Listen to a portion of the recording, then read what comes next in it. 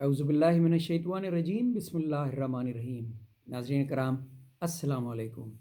آج کی نشست میں انشاءاللہ سورہ الانعام کی آیات 51 سے لے کے 60 تک کی تلاوت، سید ابو العلا مودودی کے تفہیم القرآن سے ان آیات کا ترجمہ اور پھر انتہائی آسان اردو میں عمومی مفہوم پہ مبنی اپنا منظوم ترجمہ اور اس کا خلاصہ پیش کروں گا، تاکہ اللہ کا پاک پیغام ہم سب کو انتہائی آسانی سے سمجھ میں آ جائے۔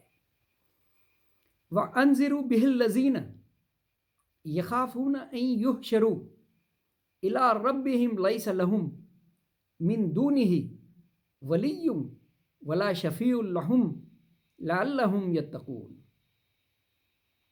اور اے محمد صلی اللہ علیہ وسلم، تم اس علم وحی کے ذریعے ان لوگوں کو نصیحت کرو جو اس بات کا خوف رکھتے ہیں کہ اپنے رب کے سامنے کبھی اس حال میں پیش کیے جائیں گے، تو اس وقت اس کے سوا وہاں کوئی نہ ہوگا جو ان کا حامی و مددگار ہو یا اس کی سفارش کرے۔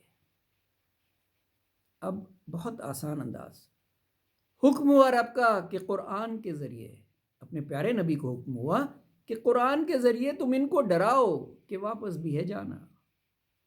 سب سے زیادہ بحث اس بات پہ ہوتی ہے کہ جب ہم مر کھپ جائیں گے تو ہم واپس اللہ کے پاس کیوں کر جائیں گے؟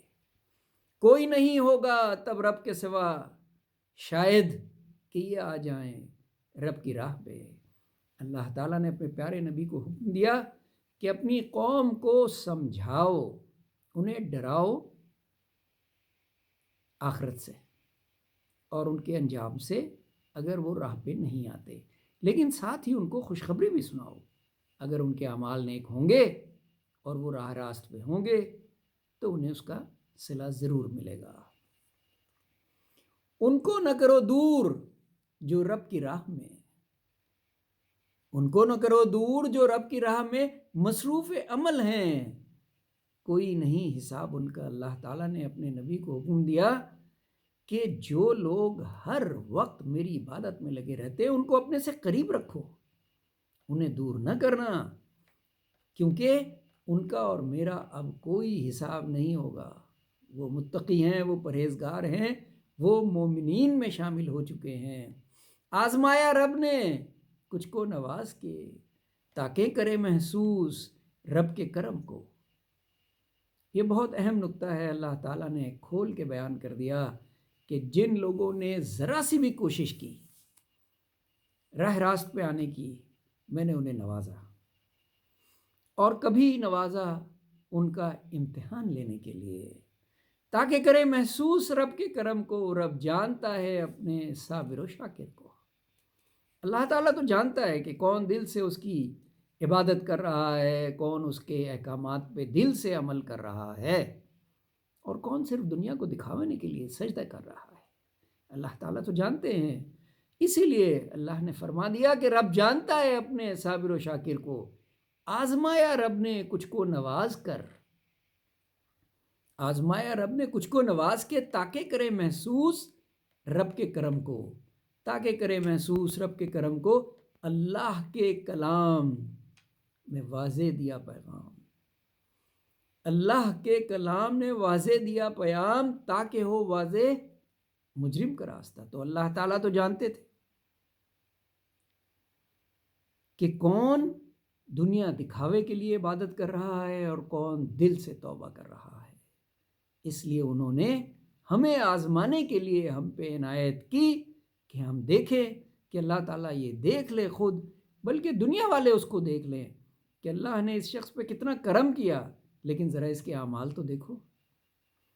رب کا ہوا فرمان پھر پیارے نبی کو صلی اللہ علیہ وسلم کہہ دو کہ نہیں مانتا، رب کے سوا چل ہی نہیں سکتا، خواہش پہ کسی کی ایسا کیا تو بھٹکا رہوں گا میں۔ اللہ تعالیٰ نے اپنے نبی کو حکم دیا کہ تمہاری قوم تم سے جو تقاضے کرتی ہے، تمہیں منہ پھیرنے کو کہتی ہے، انہیں کہہ دو کہ میں اب یہ نہیں کر سکتا۔ اب اگر نعوذ باللہ میں نے رب سے منہ موڑا تو میں پھر ہمیشہ بھٹکتا ہی رہوں گا۔ کہہ دو کہ میں ہوں رب کی روشن دلیل پر، کہہ دو کہ میں ہوں رب کی روشن دلیل پر، تم مانتے نہیں، تم پوچھتے ہو مجھ سے عذاب علیم کا، وہ تو رب ہی جانتا ہے۔ پیارے نبی سے ان کے وقت میں لوگ ان سے پوچھتے تھے کہ آپ ہمیں عذاب سے ڈراتے ہیں، ذرا بتائیے کہ کب آئے گا اور وہ کیسا ہوگا۔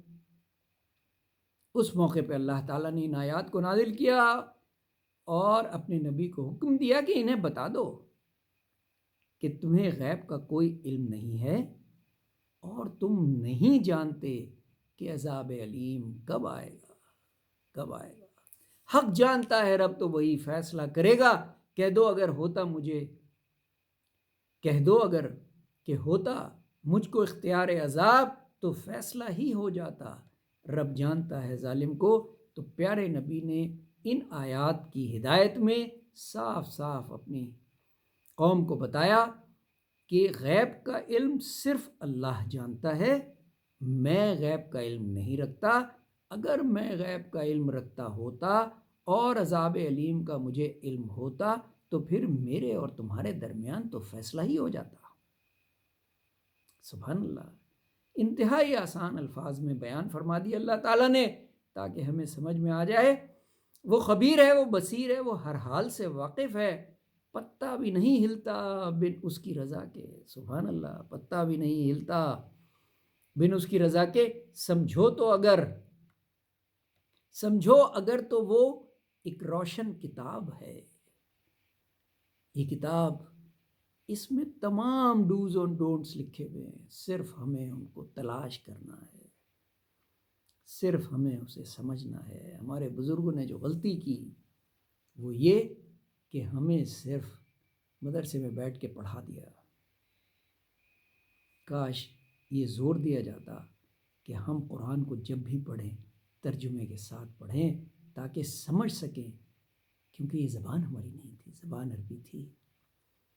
سمجھو تو اگر وہ ایک روشن کتاب ہے، روح لے لیتا ہے۔ اب یہ بہت اہم نکتہ، روح لے لیتا ہے راتوں کو تمہاری دن میں، مگر پھر تم کو جگاتا ہے۔ یہ اللہ تعالیٰ کا نظام دیکھیں، رات کو جب ہم سوتے ہیں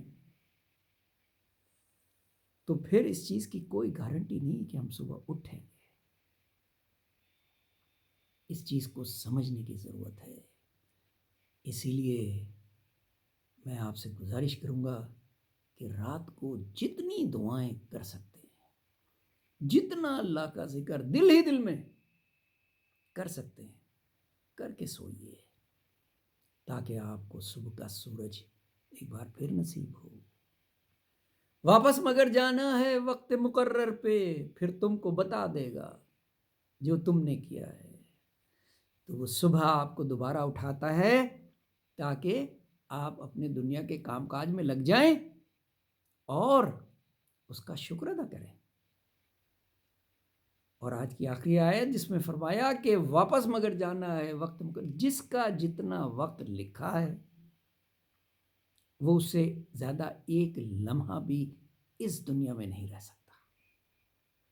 یہ پوائنٹ بالکل کلیئر ہونا چاہیے، روز ریشن کی طرح پھر تم کو بتا دے گا۔ اور چونکہ علیین اور سجین میں تحریر ہو رہا ہے ہمارا ہر ایکشن اور اس پہ مارکس مل رہے ہیں، تو جب ہم جائیں گے تو ہمیں بتا دے گا کہ جناب علی آپ دنیا میں کیا کچھ کرتے رہے۔ صدق اللہ العظیم۔ آپ کا بہت شکریہ۔ اللہ حافظ۔